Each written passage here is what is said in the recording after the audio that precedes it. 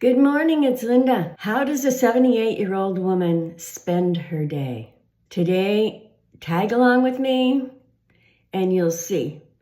I fell off my treadmill Sunday, so it's been a bit dicey for the last few days, but here I am. I'm in the bathroom and I'm just getting ready, putting on the little bit of makeup that I do wear. And you would say, so why do you bother wearing makeup? You're 78 years of age. Who are you trying to impress? I'm not trying to impress anybody. But I just think, my own personal opinion, is that when you get yourself dressed up, you feel good about yourself. And to me, that's a good enough reason. You go out in the public, typically women of my age disappear. And what I mean by that is we're just not noticeable because people think that as you get older, you don't matter. But some of us, like myself, like to think that we do matter and that we contribute to society, because by the time you get to be 78, you have a lot of life experience behind you. And that's valuable. Don't ever let yourself think that because you're getting older, you are invisible, you don't count, and that you can't make a difference. Even if you only make a difference in a couple people's lives, that's enough. So I am going to go have my breakfast. I'm going to tell you about the treadmill thing later. I need to sit down for that. I have to make treats for my dog. I do sweet potato treats. I dehydrate them in the air fryer, which is a fabulous thing. This air fryer does everything for you. And I have to make a spaghetti sauce. I have to do my banking. Then I am also going to contact some of my seamstress customers who I put off, just to let them know it's okay to bring their garments to me again. I have work to do for the Ruskin Women's Association. I am a member over there. It's a service group here in Ruskin, Florida, and we have some events coming up that I need to get on Facebook and on the web. I'm chair of both the Arts Committee and the Publicity Committee. So I've organized all those events, activities that need to take place from an arts perspective and a publicity perspective in a spreadsheet. And then now we have to start executing them because our meetings start up again in September. It is going to be quite a busy day for me. And then I have to get some exercise in there somewhere. Burt's Bees, I love them. I have to get some exercise in there because I am pre-diabetic and I need to make sure that I eat properly and exercise. So I'll be back pretty soon. And this is my outfit of the day, which has pretty much become a uniform here in the little bit south of Tampa area. It is so hot every single day. So basically I wear a skirt, which is, it's modest and it keeps me cool. I don't understand how people can wear jeans and whatnot when it's so hot here and humid. It's unbelievable. So this is kind of what I look like every day, different skirt, different t-shirt, and I only wear a dress or something different if I'm going to a meeting or if my husband and I are going out for dinner. Otherwise, this is pretty much it. Second task of the day. I'm making spaghetti sauce right now. In the pot already, I have a pound of ground turkey and I've chunked up some mushrooms. You can't see it very well here. And spice. And I added a small tin of tomato paste and the spices. But I'll tell you about the spices in a minute. To that, I'm going to add 2 tins of tomatoes. These are petite diced tomatoes, but you can use whatever tomatoes you like. If you're using whole tomatoes, I'd advise you to smash them up. So 2 tins of that. And I am going to top this up with tomato juice. This is the Walmart tomato juice. This is a 64. Sometimes if I only use 1 tin of the diced tomatoes, then I'll use all of this. But since I use 2, I'm just going to put in enough tomato juice here to bring the pot up to almost the top. So I would say, well, you can't really see, but I'd say that is about half to 3/4 of this, depending on how large your pot is. Now we are going to let that simmer until, you know, it's lost maybe about 1/4 or 1/3 of the volume. And here are the spices I used: basil, celery salt, red pepper flakes, you know, the crushed red pepper, garlic, Italian seasoning, chili powder, oregano, and thyme. And I can't really tell you the amount because I never measure. So, you know, maybe anywhere from a teaspoon to a tablespoon, depending on how spicy you like things. We like things to have a lot of, you know, to have a kick. That is the tomato sauce, and I think I'm going to move on to making a couple of meatloafs for the freezer, because I had purchased 3 pounds of ground turkey, and I've used 1 pound in here, so the other 2 I'm going to prepare and put in the freezer. Here we are, we're doing meatloaf now. Again, I don't really have a real recipe, I just sort of fake it, I guess. I've got 2 pounds of ground turkey in here, to which I am going to add some ketchup. Again, as I said, we do like to have it taste. So there's that. There's some Worcestershire sauce, or W sauce as we call it here. About maybe that much. And I also like to add some soy sauce.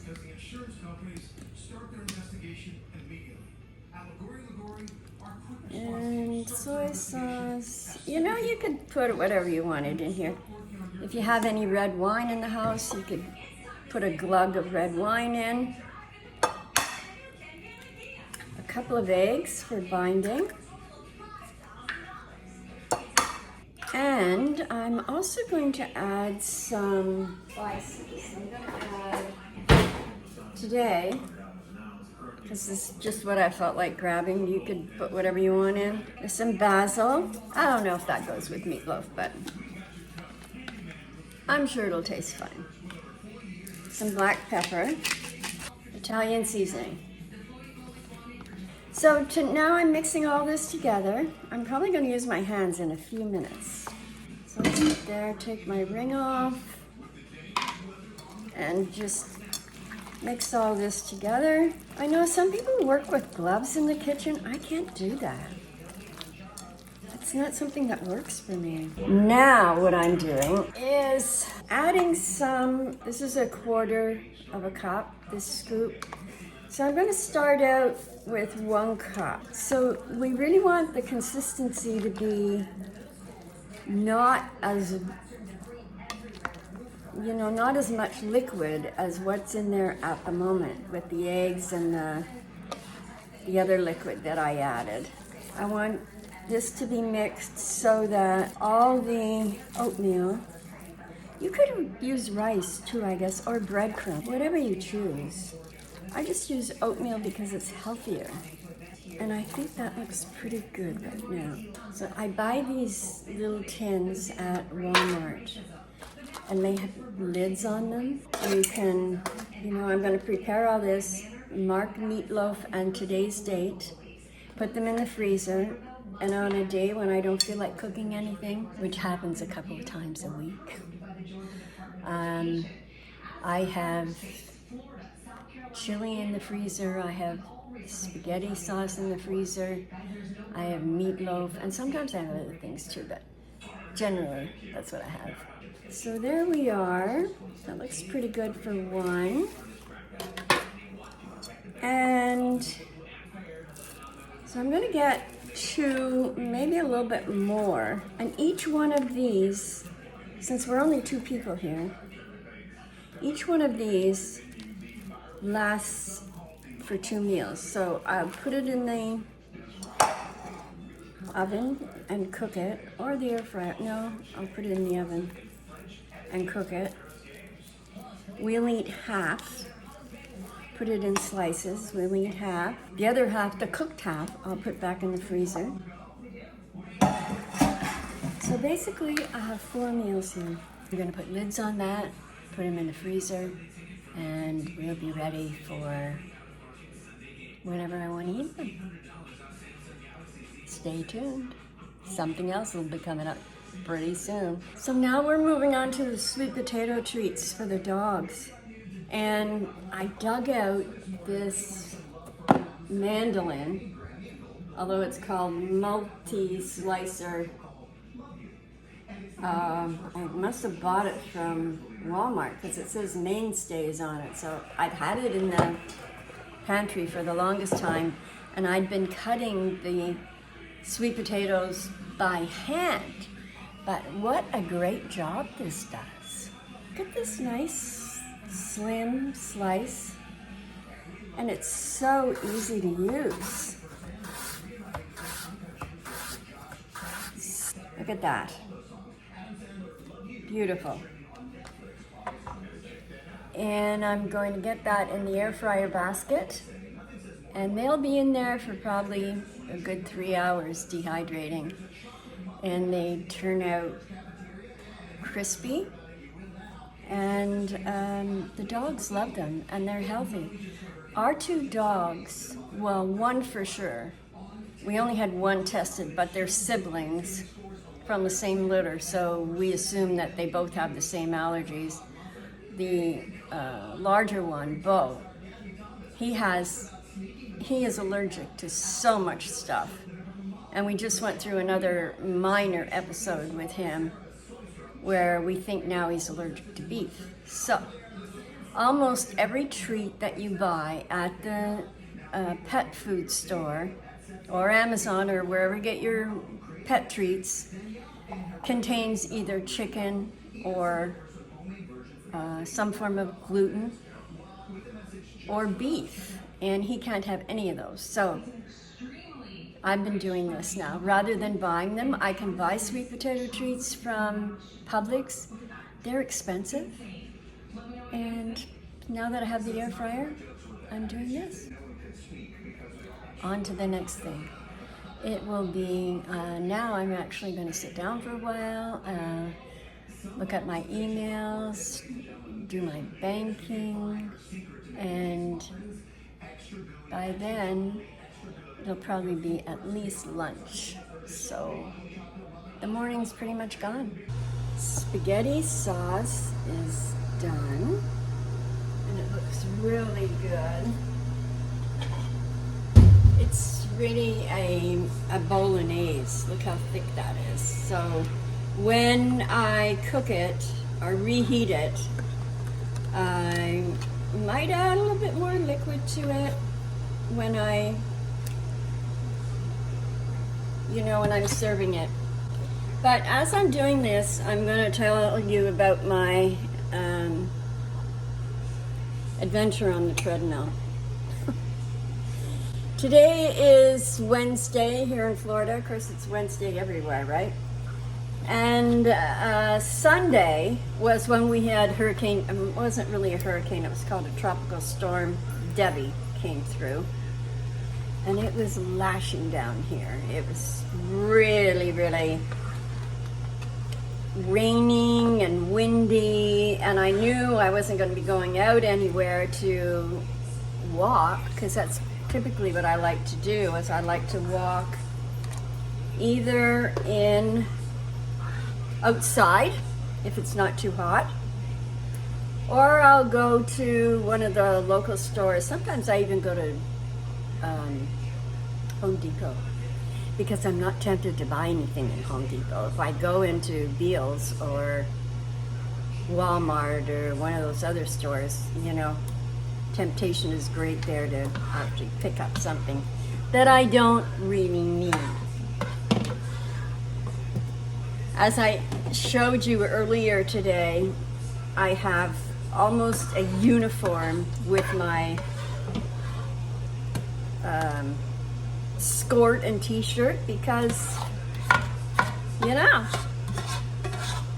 what else are you gonna wear in this heat? Anyway, so I thought, okay, I'm gonna get on the treadmill and I'll spend 15 or 20 minutes on there. So I got on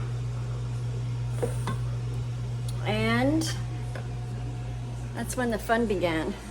The treadmill was running. I had it, you know, I had the belt was moving. I had it's like a cord that's attached. You attach it to your clothing so that if you fall off, the treadmill will stop.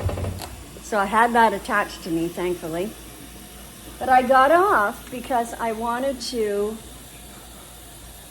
adjust the TV. I mean, the treadmill is the most boring thing on earth for exercise as far as I'm concerned. And usually I put on the TV and watch either YouTube or a movie or whatever. Anyway, so I did that. I got off and I did not shut off the treadmill. And when I went to get back on, I don't know what I was thinking. I was preoccupied or whatever, but I put my right leg on the treadmill. And of course, with the belt moving, I went down, landed on my left knee, my left shoulder. I wasn't sure if I had hit my head or not, because when I finally got myself together, of course, the belt stopped because I had that thing attached to me. It was not fun, I'll tell you. I sort of leaned back and I could feel, I didn't know if I was going to pass out. And I just sort of went in and out for just a split second. Anyway, I got up and my husband wasn't home. He actually walked through the door just as I was coming out of the spare room where the treadmill is. I made dinner, but my head felt really weird. And of course,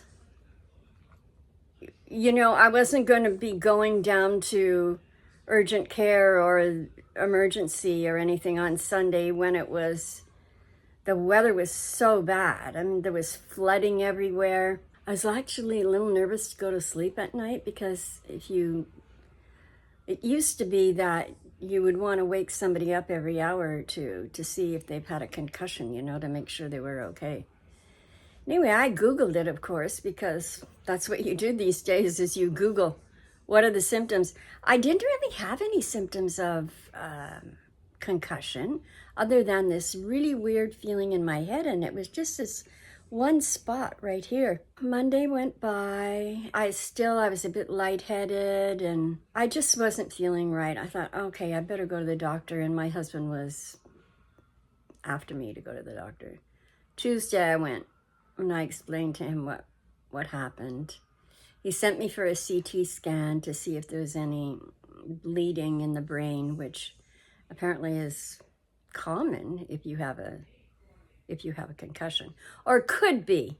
It's not always necessarily true. And that came back just fine. Today I got up and I felt really good in the morning, and I did all those things that you see on the video, and then I made lunch, and oh my gosh, I was so tired after that I could barely move, and a splitting headache. A splitting headache here, just coincidental maybe, because allergies are horrible in the state of Florida. And I would get really, really bad sinus headache. So anyway, I took a Tylenol because I'm not now supposed to be taking Advil or anything. You can only take acetaminophen because of this possible injury to your brain. So I ended up laying down this afternoon. Day 3 of laying down. Day 4, actually. Sunday, Monday, Tuesday, and Wednesday. Did you know you can have a concussion without actually hitting your head? If you get a jolt, you know, like to my shoulder, like I was saying, that could cause just your head moving quickly can cause a concussion. Anyway, I doubt that I have one, but maybe I do, I don't know. So what did I learn from all that? I learned not to be so stupid as to leave the treadmill on when I get off. I typically don't do that. I don't know what I was thinking. To just be careful. Because at 78, and this was a lot of my anxiety also. I did have anxiety over this. Because at my age, at 78, one silly little thing like that can change your life going forward. And that was what I was concerned about, because I have such a busy, busy, busy life that I just cannot imagine having to adjust that. I mean, I guess at some point in the future I'll have to, but not today, hopefully, or not at this point. So just be cautious, be careful as you get older. These silly things can impact your life in so many ways. And I'm just grateful that it wasn't more serious. And to be honest with you, I'm grateful to wake up every morning. Thank you for listening. Please subscribe to my channel. I'm just getting started. And I'm going to take you along with me.